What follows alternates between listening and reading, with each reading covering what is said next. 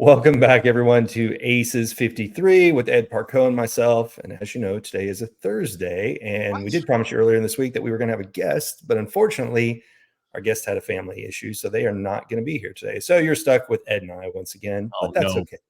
not that horrible thing. But so as you know, our guest was going to come in. We left off with talking about what's important about sharing your message. How do you craft your message? What do you have out there on social media? What do you have on your website?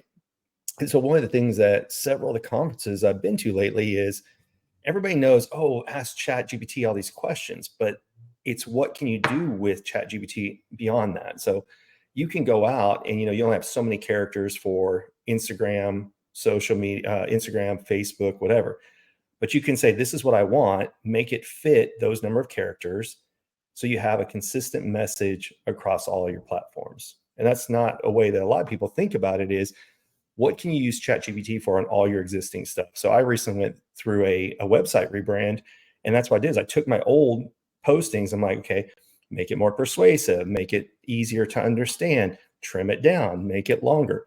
There's a lot of editing and recreation that can be done with ChatGPT versus a lot of people just go, I want ChatGPT to create everything. Instead, it can help you refine things. I totally agree because I did that over a year ago, and I'm not bragging. I'm just stating. But I mean, even for myself, recently I was doing some other stuff, Mhm. and I've always said you're limited by what you ask it. Yes. You are limited by what you actually can come up with and ask it. Because I had to do so much stuff recently that was shocking. I asked it how to do a certain thing and give me specifics on how to upload it, how to do certain things, and it broke it all down for me so I could actually do it. Right. And It's that's huge because that's knowledge that you would normally have to go search for yourself that it's giving you automatically when you ask. yes. And that's the whole thing. You already have content out there. So you can literally just go copy paste off your website Oh, and you're talking say, about making it better. Yes. yeah, how can I make this better? How can I make this easier to read? How can I make this more persuasive? I was at an event recently where somebody was talking about their AI chatbots, and they said, how can I make my presentation more Gen Z friendly? And so again, it's back to the questions. And I was actually talking with somebody yesterday that went and looked on there like, hey, how can I grow my Instagram? And I went and looked, I'm like, this is a boring AF like tagline. And why do you have it there? And in their mind, it made sense. But when I read it, it would not make me want to click on them to go any further with it. And so that was the suggestion is go put it in Chat GPT. How do you make it sound better? Because it was a very high level of like, well, I help you get more clients. I'm like, but that's too vague. Yeah, totally. It's Yeah. It's how? I help you find the ideal client. So if you say the ideal client, well, there's people who have clients they want to get rid of, and there's people who want clients, period. Then you're attracting two different audiences. But it's funny because we all have the forest for the trees where we think our message is clear, but we need a third party to do it. And the third party can be Chat GPT or any other AI product once you put those parameters around it. And he went in, he changed his tagline. Now it makes you want to click on it. But originally it was just kind of a generic statement. It absolutely is what he helps people do, but it wasn't sexy. And now it's sexier thanks to, a second set of eyes or going in using some type of AI to say, how could I say it differently? Well, what's nice about using this is you can actually have a copywriter for nothing, for 20 bucks a month. Right. And don't get me wrong, there's nothing wrong with, but what you might want to do is make sure you know how to do your prompts. Yes. And do that right. And because a lot of people don't. So I have before I send any text out, I have it sweeten it up because I'm direct. And so I drop it into the thing. I said, rewrite my text, copy, paste, send it. Before I send any email, I have it relook at it. Yes, I take out the line. Oh, how are you doing? I hope to find you well. There's certain things you don't put in there from ChatGPT. Yeah. So, Yeah. Well, I'm due for an upgrade on my iPhone, and I'll tell you the pros and cons is I need a new iPhone because I obviously want the better camera and more storage. But then it was like, ooh, but there's AI on the phone. And then I was sitting there thinking, well, that just is one less step. But I it will updated be the new software. I have what's it. that? I updated to the new software. It automatically is there. Oh, is it there automatically? I thought you had to have the new 16 for it to work properly. I think it will work if you have certain, newer phones. Yeah. Yeah. Mine's a It's not 13. going to be 100%. Yeah. It's Yeah. not going to be 100%, but yeah, I think they I'm want mainly you to go going to for the the 16. camera, but it would be interesting to see how it goes in and tries to change it. I'm still fumbling with Instagram because I'll go to try and type somebody a message. I'm like, damn, what's their name? I go to search, and instead of searching through my messages, the Instagram AI is trying to search for every person with that name. So there's some places I wish they would turn that feature off, and inbox is one of them. But it'll be very, very interesting to see how people start adjusting when they use AI on their phones, not just on their laptops. And yes, you can get a mobile version for your tablet and your phone, but I'm talking about actually in your text messages. Every time you're on Instagram, now we're using AI so regularly, it's going to be interesting to see where people go with it. Well, and then remember that if it's helping you with your text, it's keeping your information somewhere. Yes. And I was thinking about this earlier too. So if you don't like that, go back to the flip phone. Exactly. With text messaging, people have gotten lazy about even spelling right because predictive texting will go, oh, you need to fix this word, you need to fix that word. And I realize how lazy I've gotten about spelling the word perfectly anymore, because if it's close and I'm in a hurry, it auto fixes it. Right. Versus, I like talking to mine now. You know, do you? you hit the mic and just talk my text. It's Oh, so see, much easier. I'll do audio text, but I haven't done the talk my text. I know Janine and several other people, that's their main way of communicating.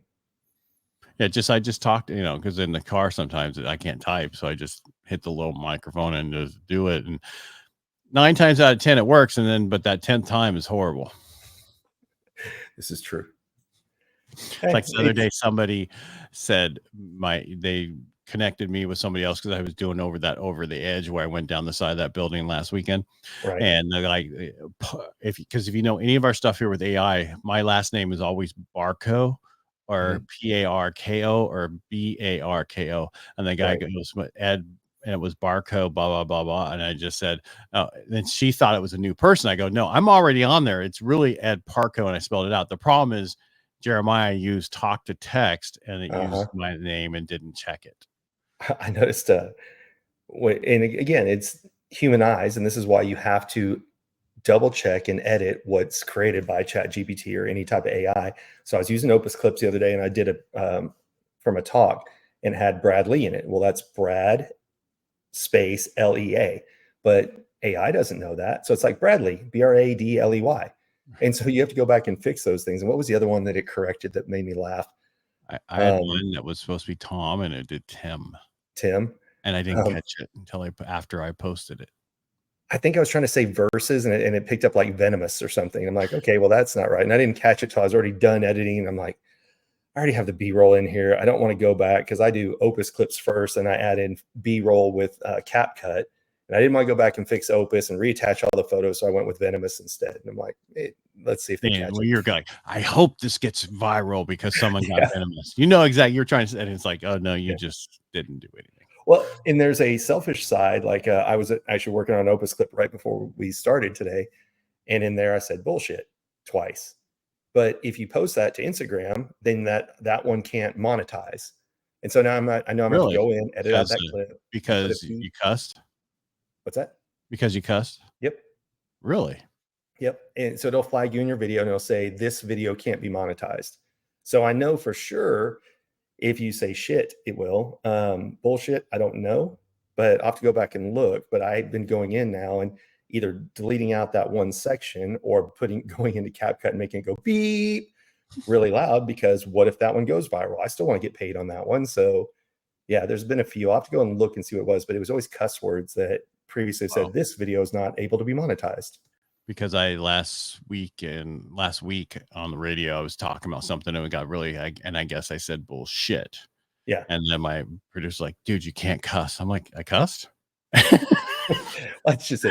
And then he played it back. I go, oh, okay, I guess so. BS. Right. Say BS. There you go. Yeah. Well, I remember as a kid, now we're just kind of going to go off in a whole other direction from it. But when crap was a big word, like it was, oh my gosh, they said crap on TV. And now TV's like got topless people and you name it. And cussing is just kind of mainstream. Well, it's like the word fart. Yeah. You can never say that. Never before. You could pass gas. Yeah, you can. I was like, don't say that. Yeah. You know, just like, you know, this stuff that we've gotten used to. And I didn't know that about Instagram. That would tell why most of my stuff doesn't go viral or go anywhere. Oh, it can still go viral, but it won't let you monetize it, and it'll tell you that it's a violation of the policy or whatever. Oh, and be careful with your accounts on there, Mhm. because I just got hit for over $1,000 on Facebook ads that I don't have going. Really? Yeah, so that's like and once I was talking to Ralph about it this week at one of our board meetings, he goes, "Yeah, I just got hit with 600 for Google ads, and I don't have any Google ads." And so he, same thing as me. I just went in and said, "This is fraud. I didn't do this," because I went in and checked all my ads, and so if anybody's watching this and knows where I need to go look, if there's someplace I need to go that somebody's running an ad, because I know there's some people who wanted to help you out on your account, and I think they're gonna charge you somehow, and they're getting the money through there. So just be careful. Yeah, but you would think they would have to have your login and your credentials. I know, but some people might have given it somehow, That's true. you Or doing hacked those their way things, in. who knows? And so I looked through all and I couldn't find a single thing being promoted, a single thing doing anything. And so I just told my bank they're all fraud for now to figure it out. It was one way to figure it out, because it's like, if I can't find it, the only way to figure it out is to cancel that card and get them to contact me and say, I would go to your Meta dashboard and go take a look. But I have. Okay. Well, anyway, we'll come back to this one since we're going to keep it short and sweet today. But yeah, if not, we'll go down too many rabbit holes. That's right. Well, I'm just saying, be careful out there, because people are somehow any way they can, because your card's connected to that account, so it's automatically going to go through without check. I had that happen. Actually, Citi caught it, and it was somebody who was trying to charge GoDaddy. And I'm happy that those companies caught it, because you're right, it can go through. There was one I was paying Google ads, and it was like $500 a month. I'm like, I don't even remember that, but it wasn't showing up. And so I apparently was guilty of the same thing that happened to you.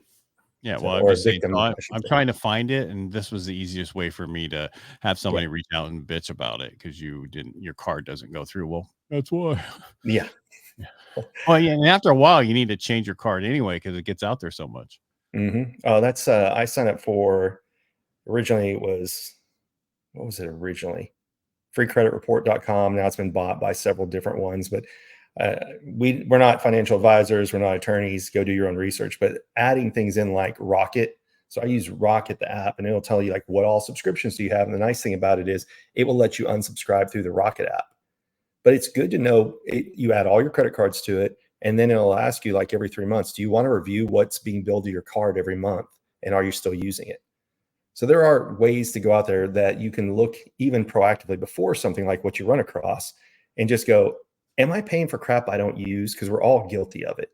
Right. I've got so many freaking Apple TV apps that, one time I had to have Paramount and this, that, and I don't watch them, but it's not painful because it's like $9 a month. But it adds up when you have a bunch of those. That's like Prime. People sign up and then they forget. And you go in there and see all the subscriptions that you have on Prime to get rid of them to save money. Yeah, exactly. So it's like anything else. Do an audit once a year, what you're doing. But I like the Rocket app because I can open it up. It tells me, hey, you got money, or hey, you spent this much this month. And it's nice little reminders. But going back to the other part of what we're talking about today is use ChatGPT or your version of AI that you like to look and say, how can I spin my message better? How does it, how can I make it that it looked great to me, but have other people look at your website, have other people read it, be like, hey, would you want to work with me if you read this? Because we're all guilty of the golden turd, which is we think it's perfect and we shouldn't change it. And you and I have talked about this on this podcast before. That's why you have to put something out there to see, you think it's a good idea, but do people follow you? Does it resonate with other people? And if not, do you need to change it? Yeah, I think because we need to find your perfect client. You need to know who they are. And for us, people are still afraid. This is what I'm running into constantly, even to this day. People are still afraid to go too niche because they're worried they're going to lose business. No, that's how you make businesses, knowing who your perfect client is. And remember, I'm working on that podcast Dean course, and it's come up again because I've canceled multiple podcasts with people who come on with horrible mics. Right. And I just recently did again this week. And the guy's like, he had the one, hold on, just like this one, which is the blue, everybody gets told, go get this mic. It's a great mic. I don't First know one what I they're had. making. How much money are they making off of this? Because it's a great condenser mic if that's what you want, but a dynamic mic. Well, And he it's had a that, step and up, huh? right? It's a step up because most people think my laptop's good enough. So the Yeti was a step up from your laptop, but if you're going to spend that money, spend the extra money.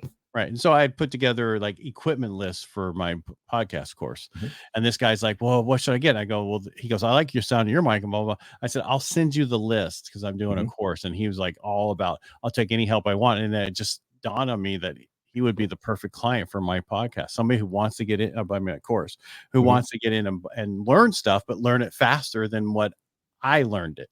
Yes. Right. That's what you're paying for when you buy the course, Mhm. is that you're paying $99 to get into it and read it the whole way through and done with it so much faster than to spend 2 years on figuring out what you need. Going a different vein, but on a similar concept, I loved the brick background that I have. I'm like, it looks cool and everything else. What I didn't realize is the camera couldn't keep up. It was trying to focus on all the little mortar in between the bricks. And so every podcast I did for the longest period of time, I was blurry. And so people don't want a blurry guest. And so then they don't invite you back. And since I've changed backgrounds, I'm no longer blurry. So it's a combination of things. It's get the right gear, but then play of how do you perfect it over time? Because I thought it was my upload speeds until you're the one who pointed out I was at hotels and it was working fine. I wasn't getting blurred out. So that only took out two things: the Avaya camera that I'm using right here, or it was my background. And it turned out to be it was my background with there was too much detail on the bricks that the camera was trying to keep that all in place and blurring me out in the process. Well, it probably couldn't do the depth difference between Right. it. And that's what the problem. It was too like now your wall looks like rock, so it has a Yeah. depth behind it. But yeah, you're right. I mean, but what we talked about, your upload speed is just as important as your equipment. We've 100%. had that conversation. You want to get on, you want to get at least 100 upload if you can. That would be Mhm. perfect. Not everybody can do that, but that's what you really want. Right. And that's why if you can go fiber in your neighborhood, go fiber if possible, but not everybody can. So I Yeah, understand. like the building I'm in, we can't. They signed a 4-year deal with Spectrum with Spectrum, and the max upload's 30. And so I know, hey, On a I'm good day. stuck. On a good day. So let's see if Elon can get Starlink up. Let's see what they have, because I even went when I first moved in here and went and bought the Verizon 5G put by the window because there's a tower right over here. But that was the same thing. Verizon also has a 30 meg upload speed, so I could download like crazy. But setting it up, that and what are Zoom calls, what are joined StreamYards and podcasts and things of that nature, it hindered what I could do. Yeah. Because I have that for like my cabin. We have Mhm. HughesNet, which is horrible. I can't do anything on that. But there is I get 5G 2 bar in my cabin now with my phone. So I Right. was looking at adding the internet through that. Well, no, because they gave the other part of the tower over to Verizon. So you can't add Ah, that. And so I have to use my phones as a hotspot, which works, but I wanted a dedicated hotspot. So now I still have to keep the one so that you can turn the thermostat on and off, mhm. before we get there. Cause when it's 20 degrees in your cabin, you want to get at least 40, you Right. want to turn that on a little bit or vice versa when it's hot and you want it Mhm. colder. So, That's my yep. next step for where I live now, because during the summer I was gone for a lot of weeks traveling, and then I just have the old school thermometers. I'm like, why don't I just digitize them? That way I can control it when I land, make it cool. When I'm gone, why do I care? Cause you don't want everything to melt. True, There should be a but max you get to. yeah. Well, I'm saying like you can set it to 90 degrees or whatever the hell you want, but At 90, you're crazy. You know how long it takes to get down from 90 to what the temperature you want it at? yeah, all you do is Hours you and set hours it up. and Yeah, hours. you set it up before you take off on your flight. Yeah, but research that a little bit more. They would probably tell you to keep it at like 80, not Yeah. 90. Yeah. All right. Yeah.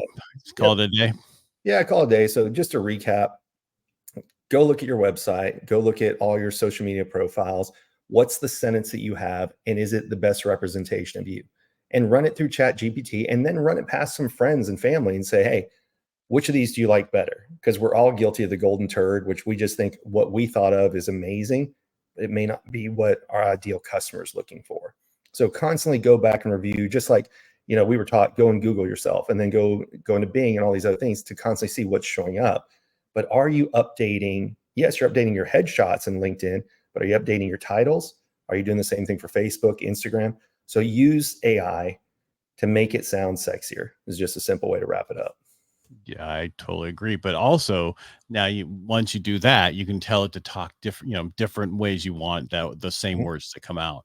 I use a lot myself, more make it compact to be where it's right, emphasize what the points I want to cross. I Right. do that a lot more than any other thing. But other people do there's so many different tones you can do. And that might be a totally different take on your website also. So you might want to try different tones before you go, this is the one I want. Right. Yeah. All right. Thanks for being here, Brian. Yeah. Thanks for being here, Ed. Thanks for coming up with the topic today, because this is all about your brand and who you are and how people see you. When you're not in the room, what are they talking about you, or are they talking about you? Hopefully. Yeah, hopefully. All right. We appreciate you being here today. Thanks for watching. Thank you, Brian, for being here. I know you're a busy man with high level and everything you're doing. So we will talk to you again next week on Tuesday. And we don't know if we'll be here Thursday because we got a lot of stuff going on Thursday with the high busy level week next week. Huh? I said, yep, busy week next week. Yeah.